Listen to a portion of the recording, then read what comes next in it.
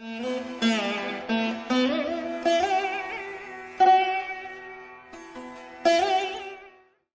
சரணாகத தீனார்த்த பரித்ராண பராயணே சர்வசியார்த்திகரே தேவி நாராயணி நமஸ்துதே. வணக்கம் நேயர்களே, இது மகாலட்சுமி ஜோதிடம் வழங்கும் காலச்சக்கரம்.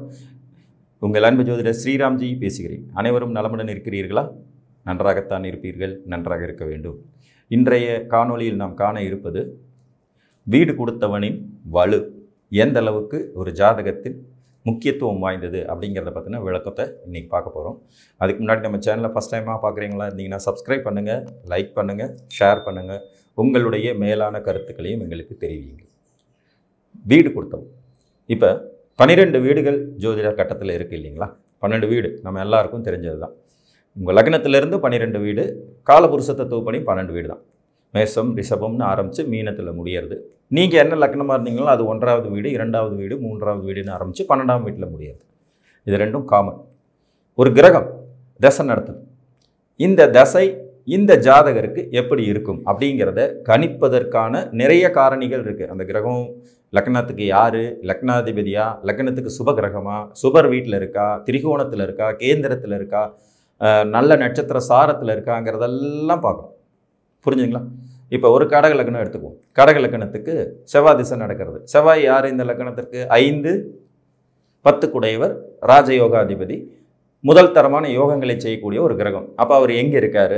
செவ்வாய் திசை கடக லக்னத்துக்கு நல்லது. ஆமாம், நல்லது. எங்கே இருந்து நடத்தினால் நல்லது, எப்படி இருக்கார், யாரோட சேர்ந்துருக்காரு, எந்த நிலையில் இருக்காருங்கிறதெல்லாம் சூட்சுமமாக பார்க்குறோம்.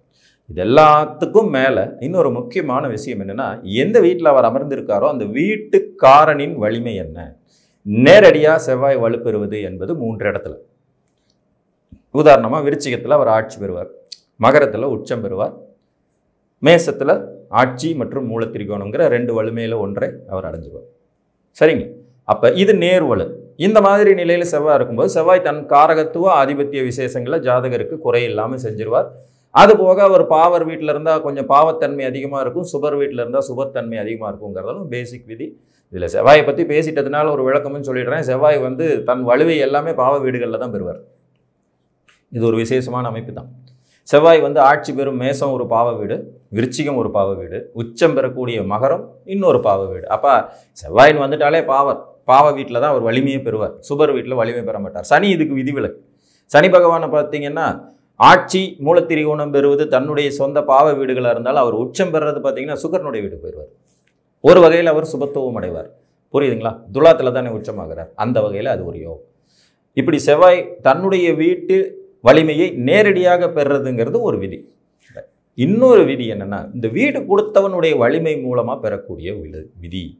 இது எப்படின்றத பார்ப்போம். இப்போ செவ்வாய் கடகத்திலே இருக்கார். இங்கே அவர் நீச்சம் அப்படின்னு தான் நம்ம கணக்கு எடுப்போம். சந்திரனுடைய வீட்டில் செவ்வாய் நீச்சம் ஆகிட்டாரு, வலுவே இல்லைங்க. பட் இந்த வீடு கொடுத்த சந்திரன் பௌர்ணமி சந்திரனாக இருந்தாலோ, ஒளி பொருந்திய நிலையில் இருந்தாலோ, அல்லது ஸ்தான பலம் பெற்ற நிலையில் இருந்தாலோ செவ்வாய்க்கு இழந்த வலிமை ஆட்டோமேட்டிக்காக திரும்ப கிடச்சிடும். ஒரு உதாரணம், கடகத்தில் நீங்கள் கடக லக்னம், செவ்வாய் லக்னத்திலே இருக்கார், நீச்சம். சந்திரன் ரிஷபத்தில் உச்சமாக இருக்கார். இப்போ சந்திரனுடைய செவ்வாயினுடைய வலு என்ன? நீச்ச பங்க ராஜயோகம். வீடு கொடுத்தவன் வலுவாக இருக்கிறார். புரியுதுங்களா? வீடு கொடுத்தவன் வலுவாக இருக்கும்போது ஆட்டோமேட்டிக்காக உங்களுக்கு இழந்த வலிமையை செவ்வாய் பெறும். அப்போ செவ்வாய் திசை ரொம்ப சிறப்பாக இருக்கும். ஒன்றுக்கு மேற்பட்ட வலிமையை அதிகமாக கொடுக்கக்கூடிய தன்மையோடு இருக்கும். புரியுதுங்களா? இதே சந்திரன் பௌர்ணமி சந்திரனாக இருக்கார். வளர்பிறை சந்திரனாகி பௌர்ணமி சந்திரனாகி அஷ்டமி தேதிக்கு மேலே வளர்ந்த நிலையில் இருக்காருங்கிற போதும் செவ்வாய்க்கு இழந்த வலிமை திரும்ப கிடைக்கும். அவர் எந்த வீட்டில் வலிமை அடைகிறாருங்கிறத பொறுத்தது இன்னும் சிறப்பாக இருக்கும். ஒரு சித்ரா பௌர்ணமி அன்னைக்கு பிறந்திருக்கீங்கன்னு வச்சுக்குவோம். கடக லக்னம், சித்திரை மாதம், பௌர்ணமி, சித்திரை நட்சத்திரம், துளாராசி.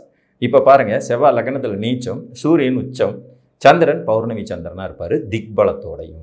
இப்போ செவ்வாயின் வலிமையை எந்த அளவுக்கு கணக்கு போடலாம்? ஃபுல் பவரில் இருக்கார் அப்படின்னு.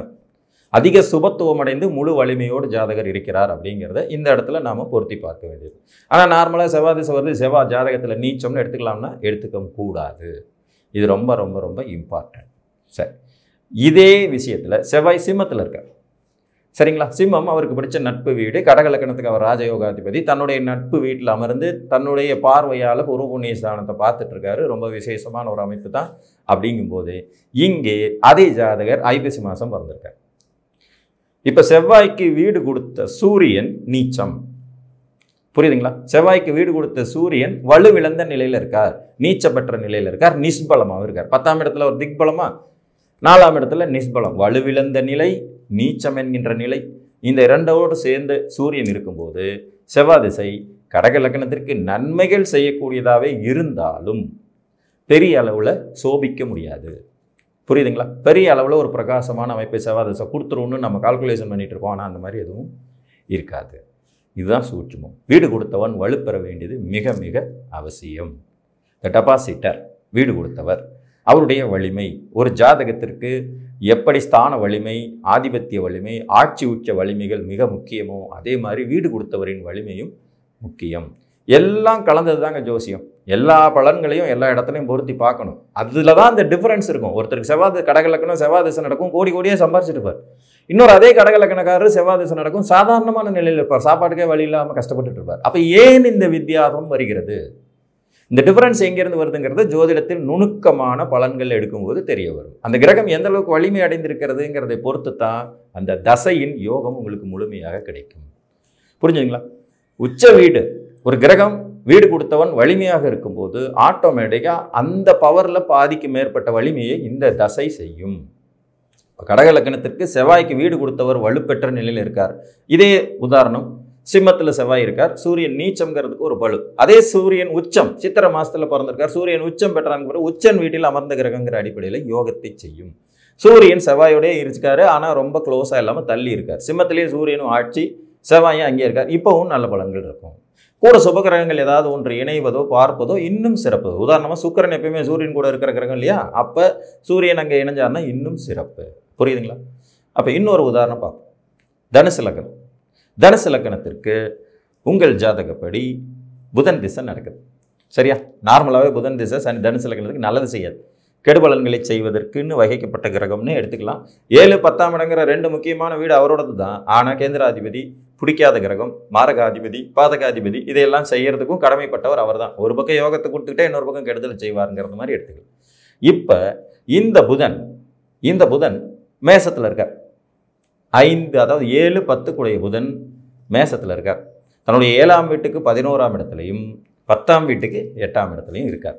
இப்போ புதன் திசை இவருக்கு எப்படி செயல்படும்? முதல் பாயிண்டா, தனுசு லக்னம் புதன் திசை, புதன் எப்படி செயல்படுவார் அப்படின்னு பார்க்கும்போது அந்த வீடு தனுசு லக்னத்துக்கு திரிகோண வீடு. திரிகோண வீட்டில் அமர்ந்த ஒரு சுபர். புதன் எப்பவுமே சூரியன் சுக்கிரனோட தான் இருப்பார். அவங்களுடைய டிஸ்டர்ப் இல்லாமல் இருக்காருன்னு வச்சுக்குவோம். புதன் தனியாக இருக்கார், சூரியன் மீனத்தில் இருக்கார், சுக்கிரன் ரிஷபத்தில் இருக்காருன்னு கூட போட்டுக்கோம். ஏன்னா அவங்க 3 பேரும் அப்படியே ஒரே முக்கூட்டு கிரகங்கள் தான். இப்போ புதனுடைய நிலை திரிகோணத்தில் அமர்ந்த ஒரு சுபர் அப்படிங்கிற மாதிரி இருக்கும். கேந்திராதிபதி தான், தசமாதிபதி தான், திரிகோணத்தில் உட்கார்ந்துருக்கார். ஒரு இயற்கை சுபகிரகம், அதாவது பாவிகளோட சேர்ந்தா பாவி, சுபரோடு சேர்ந்தா சுபருங்கிற ரெட்டை வேடம் போடுற புதன் தனிச்சு தான் இருக்கார்.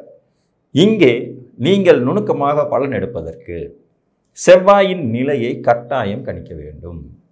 புரியுதுங்களா? இப்போ புதனுக்கு வீடு கொடுத்த செவ்வாய் கடகத்தில் நீச்சம். ரொம்ப மோசமாக இந்த புதன் திசை நடக்கும். வீடு கொடுத்தவனும் கெட்டு போயிட்டான். ஏற்கனவே இவர் கெட்டவர் 5ஆம் இடத்துல உட்காந்துருக்கார். புகழ், கௌரவம், அந்தஸ்து, குழந்தை பாக்கியம், பொருளாதார வெற்றி, பூர்வ புண்ணியம், குலதெய்வ அனுகிரகம் எல்லாத்தையும் கெடுப்பார். அவருடைய ஆதிபத்திய விசேஷப்படி கெடுத்து விடுவார். சரி, இதே செவ்வாய் மகரத்தில் உச்சம். கடகத்தில் நீச்சமாக இருக்க செவ்வாய் மகரத்தில் உச்சம். புதனுக்கு வீடு கொடுத்த செவ்வாய் உச்சம், லக்ன சுபர். புரிஞ்சுங்களா? தனுசு லக்னத்துக்கு ஒரு சுபர், திரிகோணாதிபதி, 5 கூடையவர். இப்போ புதன் திசை சிறப்பை செய்யும். தன்னுடைய ஆதிபத்திய காரகத்துவ விசேஷங்களை ஜாதகருக்கு கூடுதலாக தரும். நல்ல மனைவி, நல்ல கூட்டாளி, நல்ல சமுதாய தொடர்புகள், அதன் மூலம் வெற்றிகள், நல்ல தொழில் விருத்தி, முன்னேற்றம். ஆனால் இதையெல்லாம் செய்யும் போதே கூடவே ஒரு இக்கும் வைப்பார். மனைவிக்கு அடங்கி போகக்கூடிய சூழ்நிலை, புத்திசாலித்தனமான கணவன், வாழ்க்கை துணைக்கு அடங்கி போவது, பார்ட்னர்ஷிப்க்கு அடங்கி போவது, தொழிலில் அப்பப்போ ஏற்ற இறக்கங்களை சந்திக்கிறதுங்கிற பலனை தராமல் விட்டுட மாட்டார். வீடு கொடுத்தவரின் வலுவை ஒரு கிரகம் பெறும் போது காரகத்துவ ஆதிபத்திய விசேஷங்களின்படி நன்மைகளை மிகுதியாக செய்து தீமைகளை குறைவாக செய்யும். ரைட், இதுக்கு இன்னொரு நுணுக்கம் போகும். ஒரு லக்கணத்துக்கு ஆகாத இடங்கள் அப்படின்னு சொல்லக்கூடியவை நாம் அடிக்கடி சொல்கிறது தான் 3, 6, 8, 12. 3, 6, 8, 12. சரிங்களா? இதில் 12ஆம் இடம் 3ஆம் இடம் ஒரு மாதிரி மத்தியமமான இதுதான். இந்த 6, 8 கொஞ்சம் ஹைலைட் தான் இல்லையா? இப்போ ஒரு கும்பலக்ன ஜாதகர், இந்த கும்பலக்ன ஜாதகருக்கு சந்திரன் 6ஆம் அதிபதி, சந்திர திசை வரப்போ இந்த சந்திரன் நீச்சம் 10ல், ஆல்ரெடி வலுவிழந்த நிலையில் இருக்கார். இப்போ இவருக்கு வீடு கொடுத்த செவ்வாய் வலு பெறும்போது ஆட்டோமேட்டிக்காக தன்னுடைய 6ஆம் இடத்து ஆதிபத்தியத்தை வலிமையாக செய்வாருங்கிறது தான் கணக்கு. உங்களுடைய எதிரி வலுவிழந்தால் உங்களுக்கு நன்று. புரியுதுங்களா? இப்போ இந்தியாவும் ஆஸ்திரேலியாவும் கிரிக்கெட் விளையாடுது. ஆஸ்திரேலியாவோட மிக முக்கியமான ஒரு 3-4 பேட்ஸ்மேனுக்கு கொரோனா வந்துருச்சுன்ட்டு அவங்களாம் ஆடலை. அதுக்கு பதிலாக கத்துக்குட்டியாக 4 பசங்களை கூப்பிட்டு ஆடுறாங்கன்னா இப்போ இது இந்தியாவுக்கு வலிமை தானே?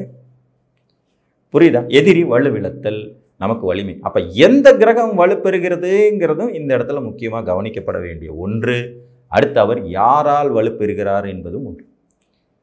தனுசு லக்கணத்திற்கு புதன் 5ஆம் இடமான மேசத்தில் அமர்ந்து அவருக்கு வீடு கொடுத்த செவ்வாய் வலுப்பெற்ற நிலையில் இருப்பது திரிகோணாதிபதியால் வலுப்பெற்ற புதன் நன்மைகள் செய்ய கடமைப்பட்டவராவார்.